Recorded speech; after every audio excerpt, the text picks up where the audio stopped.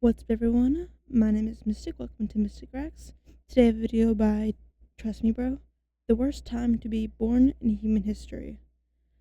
I'm gonna take a guess. It's probably around like a plague or a war time or a famine, which is, a plague, but in a different sense, food plague.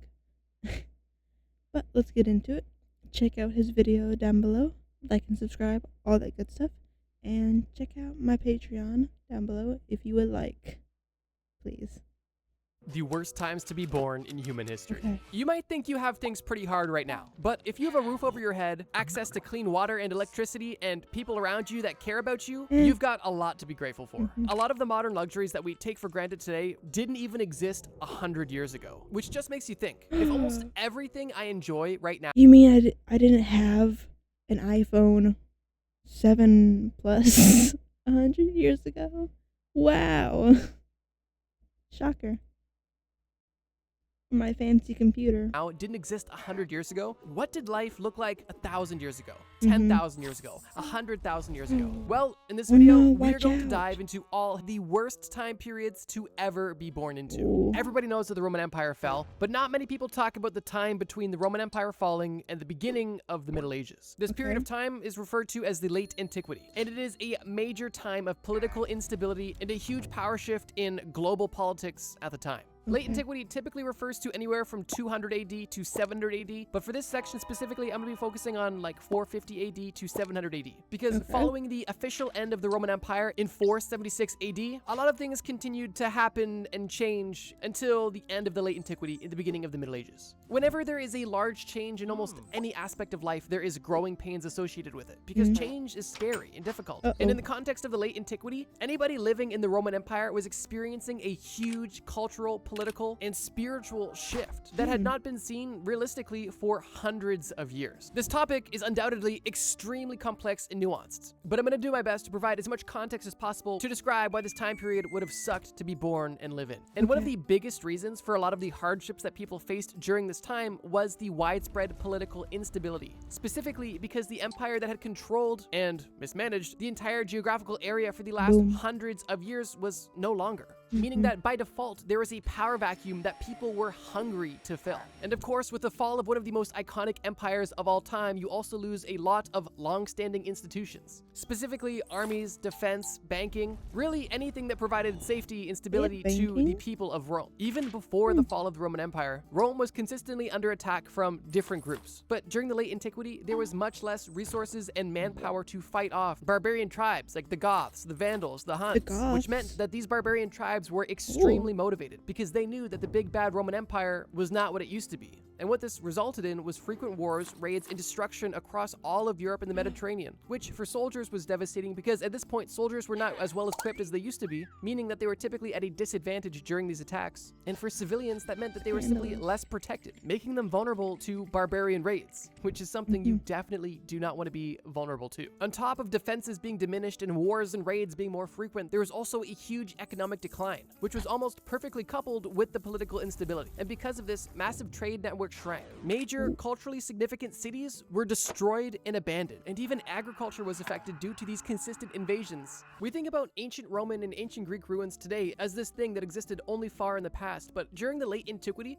major Roman and Greek cities and institutions and buildings that were active and respected only 100 or a few hundred years ago were now in ruins, with the majority of these culturally significant locations either being destroyed in raids, left to rot because there's nobody to use them or maintain them because of the city's depopulation, or if these buildings were still in decent shape in a city that was somewhat populated or repopulating, a lot of these buildings were actually deconstructed from the inside out to be used for new buildings. For example, ceramic and bricks were taken from old antiquity buildings and used to build new churches. The Late Antiquity is an interesting period of history because it is regarded as one of the most transitional periods, as it was at the dawn of the rise of Christianity. And because of that, there was a lot of conflict surrounding other religions in the area. But for that reason, a lot of people see this time period as an opportunity and as something to be celebrated. And while that is definitely something to consider, the Late Antiquity is one of the most significant examples of transitioning from the old world to the new world. And living through that was not easy whatsoever. But in case you're still not convinced that the late antiquity is one of the worst times to be born in and alive in, allow me to present one thing I haven't mentioned yet, the Justinianic Plague, which took place during the peak of the late antiquity, like I mentioned, specifically from 550 always the AD to plague. 750 AD. And this 200-year period saw a drastic decline due to this plague that took place all across the Mediterranean and was responsible for the death of tens of millions of people. This plague was happening while all of this political uncertainty was happening, all of these wars and raids were happening, all of the economic decline was happening, and all of the religious chaos was happening. All of this at the same time as a deadly plague. So yeah, the late antiquity is not just a casual handoff of power or an example of growing pains. It had a lot of horrible things happening at the same time. And for that reason, I thought it was a great candidate for this list. But we have a lot more to discuss. So let's keep going. Following the late antiquity, I want to discuss a period of time that's a bit more modern. What I'm about to discuss isn't necessarily a time period. It's just a stretch of history that you would not want to be born in or live through at all. And this includes anywhere from 1914 to 1945. The first thing you're probably thinking about during this time period is the World Wars. And you're exactly right. I was World just War I wondering when took my place from grandparents were born. 1914 to 1918. And during this time, if you were a healthy adult man, there was an extremely good chance that you were going to be sent into some of the worst hellish conditions ever imaginable. But we're just getting started. Obviously, World War I didn't only affect soldiers, as there was millions of civilian casualties as well. And it's estimated that in total, just from World War I alone, 15 to 22 million people died, with 9 to 11 million of those being military personnel and 6 to 13 million being possible civilian deaths. And that doesn't even account the injured and the displaced. But we're still only getting started. The conditions of World War I were insane. Trench warfare, machine guns, poison gas. These people did not have a quick and painless death. The people that did die died in some of the worst conditions this world has seen. But to add insult to injury, during 1918, not only was there a massive world war going on, but there was also a huge Spanish flu pandemic. And this pandemic was one of the deadliest pandemics in recorded history. And terrifyingly, sometimes killed young, healthy people in as little as 2 days. It's estimated that the Spanish flu killed at least 50 million people worldwide. Keep in mind, this is after 22 million from the First World War that just happened. Both of these major global events were extremely and almost unspeakably devastating. But we're still not done, because following World War I and following the Spanish flu pandemic, we find ourselves at the end of the 1920s, specifically 1929, when we began a time known as the Great Depression. During the Roaring 20s, most Western countries experienced massive economic prosperity and also had a huge social and cultural change post-war. But this cultural change was for the better, with a vibrant and optimistic outlook on life in the future, and everybody was making money and feeling better, and everything that was horrible and bad was behind us, right? We survived one of the biggest pandemics of all time, and one of the worst wars in modern history. Of course we have something to celebrate. The bad times are behind us and everything is better, right? No. And the worst was only yet to come. 1929 was the catalyst of the Great Depression, and the Great Depression lasted through much of the 1930s. The Great Depression can be summarized by its economic, social, and psychological effects that it had on basically all of America. But it wasn't just America that was affected. This was a global economic catastrophe, and millions of lives were changed forever. At its peak in the United States, unemployment rates were as high as 25%. Businesses were closing left, right, and center, banks were failing, and because people lost their jobs, their savings, their livelihoods, and everything that they knew to be normal, people needed to adjust quickly or die.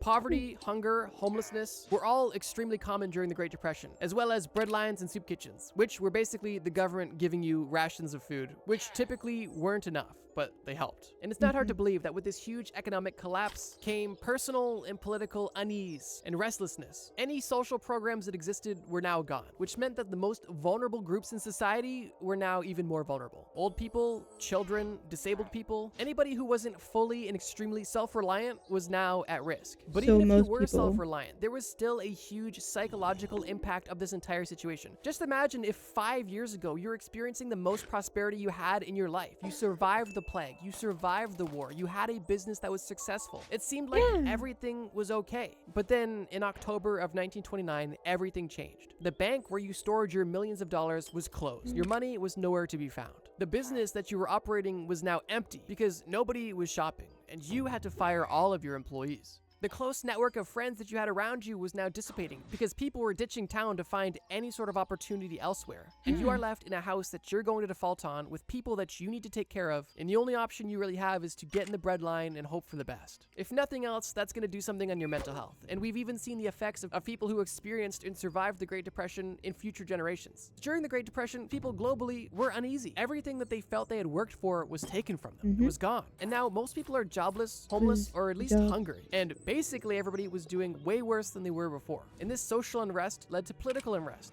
which led to the rise of some pretty crazy ideologies, which brings us to the last thing I want to mention in this period of time during the early 1900s, the Second World War. As I stated earlier, the First World War is one of the most catastrophic things to happen in recent history. And the Second World War, unfortunately, was just as bad as World War I, if not much worse. The Second World War lasted longer, experienced much more death, experienced genocide, and so many more horrible things that weren't even possible during the First World War. Just for context, it's estimated that anywhere from 70 to 85 million people died during World War II. And it's believed that almost half of these deaths were civilian deaths, which is extremely upsetting. The Soviet Union alone lost 24 million people in World War II, which is more than all of the people lost in World War I, just for context. And once again, if you were a young, healthy man during this time, there was an extremely good chance that you were about to be exposed to hellish conditions and almost certain death. And if you were just living in Europe or Japan, there was also a good chance that no matter who you were, old, young, man, woman, you could very much so experience horrors beyond your comprehension. And the bookend on this entire period of time is the bomb that was dropped on Hiroshima that ended the Second World War and killed around 200,000 people. I just described a handful of some of the most significant historical events in modern history. And all of these things happened in like a 40-year stretch. If you were born in 1898, you could have been old enough to fight at the end of World War I, experience the Spanish flu pandemic, lose all of your money in the Great Depression, and then as an adult fight in World War II as well. And by the time World War II ended, you would be 47 and have a lot of stories to tell. It's honestly just mind-boggling to think about. And for that reason, I knew it was one of the worst time periods to be born into and live in.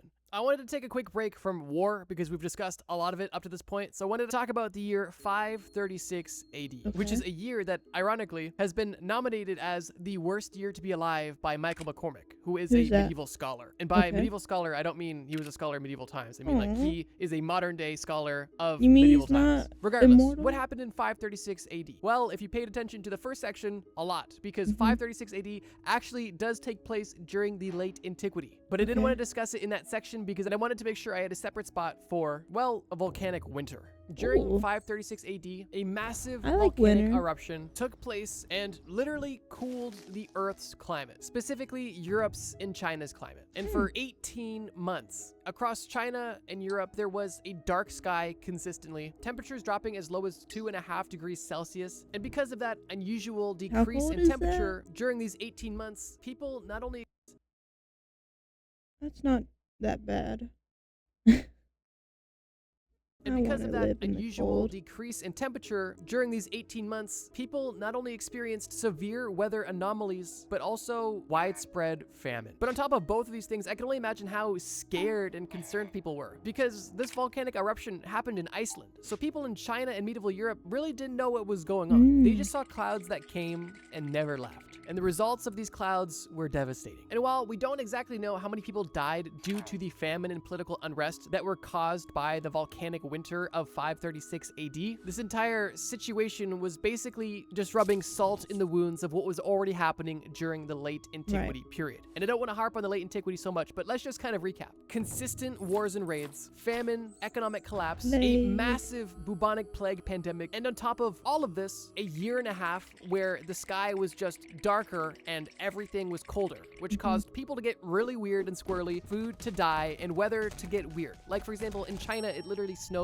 during the summertime. Following 536 AD, there was something known as the Late Antique Little Ice Age, which lasted from 536 to 660. Because after this 18 months of the initial cloud dust that caused a volcanic winter, there was other eruptions that happened shortly after that prolonged the cooling of the Earth at this time. So even though 536 is the year that gets all the fame, there was roughly a 130-year period where the Earth was just colder, and it was literally known as a Little Ice Age. Ridiculous. Have we had this Fast forwarding in, like, out of the late antiquity period for the second time time, we're now moving on to the 18 mid months 1300s old. when medieval Europe is in full swing and we are now experiencing one of the most devastating pandemics of all time, the Black Death. In all of Europe and even areas outside of Europe from 1347 to 1351, basically nobody was safe from one of the deadliest pandemics to ever happen. Now, we've already discussed the bubonic plague that took place during the late antiquity period, but I had to discuss the Black Death because it was so culturally significant and it was so devastating. So I'm going to make this part short, but I had to mention it. During this roughly 4-year period, the Black Death wiped out an estimated 30 to 60% of all of Europe's population, which is almost unfathomable to think about. In numbers, the death toll is estimated to be around 50 million in Europe and up to potentially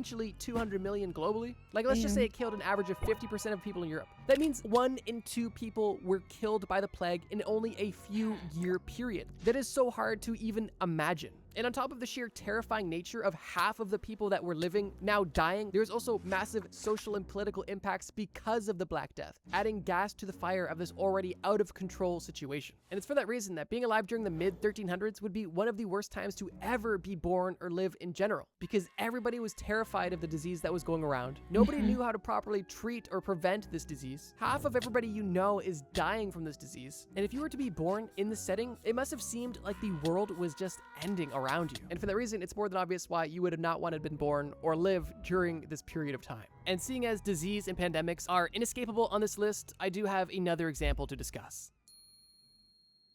And it takes place during the late 1400s. But this is a time that is specifically tragic for a specific group of people, Native Americans. Europeans decided to take a trip over to America, and it ended in 95% of all indigenous populations effectively being wiped out, because Americans were immune to and carried diseases that the Native Americans have never seen before. But it wasn't only the diseases that made the colonization of the Americas so devastating for the Native Americans, but it was also the social and religious and cultural aspects of the entire colonization by the Europeans. If you were a Native American living anywhere in North America, basically any time after 1492 was a really tragic time to be born and alive.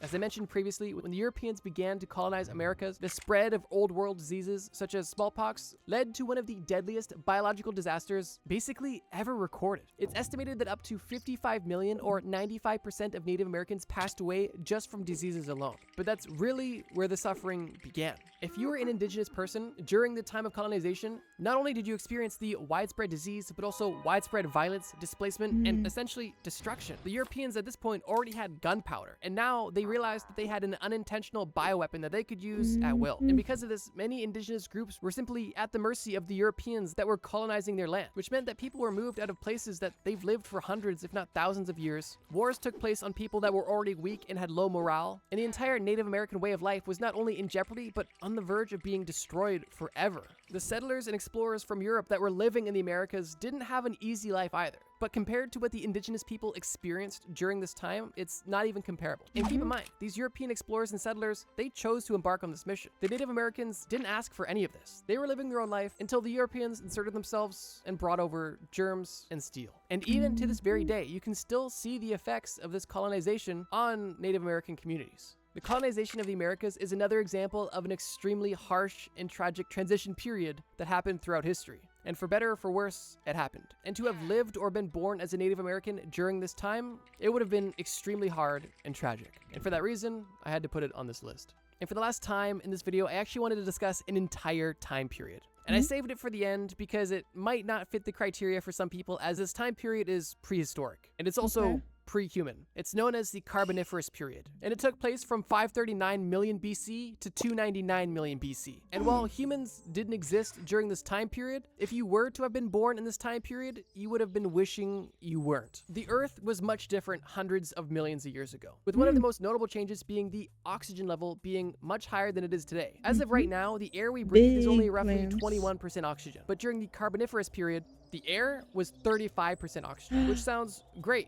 until you remember that oxygen is actually highly flammable, which meant that during this time period where forests were rich and lush, massive forest fires took place and would rage uncontrollably, sometimes for months or years on end. But that's only the start to some of the Carboniferous shenanigans. Because sure, if you were to be born in this time period, the air alone would cause health issues and would likely cause oxygen toxicity over time, but potentially that's something you could acclimate to. Scientists let me know. But forest fires aside, you would have been faced with some of the most devastating and disgusting creatures of all time. Keep in mind, the Carboniferous period is far before the dinosaurs. So if there was no humans and no dinosaurs, what was roaming the earth? And the answer is insects and arthropods. And these creatures thrived in this oxygen-rich environment, which meant that they could grow to insane sizes. That's right. The Carboniferous period was essentially a time when the entire planet was overrun by huge bugs. There was giant dragonflies that had wingspans that were over 2 feet long. And there was over 3.5 foot long millipedes that would just be crawling around. And these are only 2 examples of some of the creatures that existed during this time. This time period is also known as the Golden Age of Sharks, which as a human means that it's definitely not the Golden Age for you, which is just another reason why this entire period of time would be horrible to be a human, or alive as a human for that matter. But in case the prosperity of sharks and giant bugs weren't enough to kind of creep you out, there was also mega arachne, because of course there was. And what that means is there was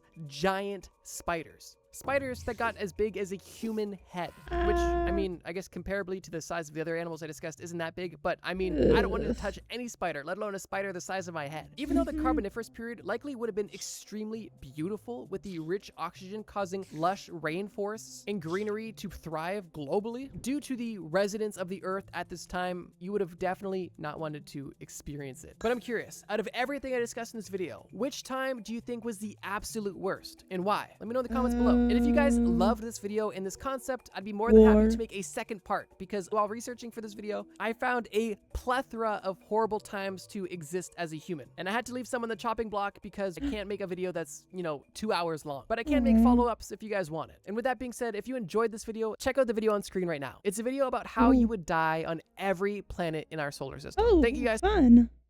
Should I check that out? That sounds very happy and wholesome and lovely. But let me know which one you think is the worst.